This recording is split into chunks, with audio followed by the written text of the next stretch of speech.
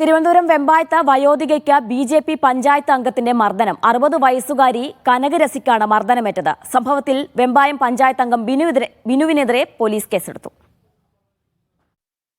ഇന്നലെ രാവിലെയായിരുന്നു സംഭവം. വെമ്പായം വെറ്റിനാട് മണ്ഡലം ജംഗ്ഷനിലെ കനകരസിയുടെ തൈ നഴ്സറിയിലെത്തിയ ബിനു അക്രമാസക്തമായി പെരുമാറുകയായിരുന്നു.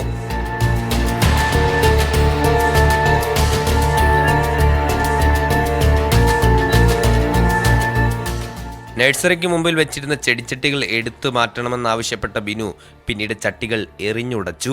ഇത് തടയാനെത്തിയ കനകരസിയെ ആക്രമിച്ചു.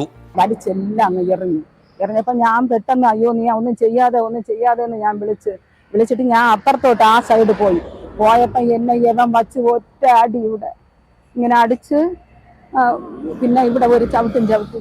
മർദ്ദനത്തിൽ കനകരസിയുടെ കൈക്കും വയറിനും മുഖത്തും പരിക്കേറ്റു. ഇവർ നിലവിൽ ചികിത്സയിലാണ്. ജാമ്യമില്ലാ വകുപ്പുകളാണ് ബിനുവിനെതിരെ ചുമത്തിയിട്ടുള്ളത്. ഇയാളെ ഉടൻ അറസ്റ്റ് ചെയ്യുമെന്ന് പോലീസ് അറിയിച്ചു.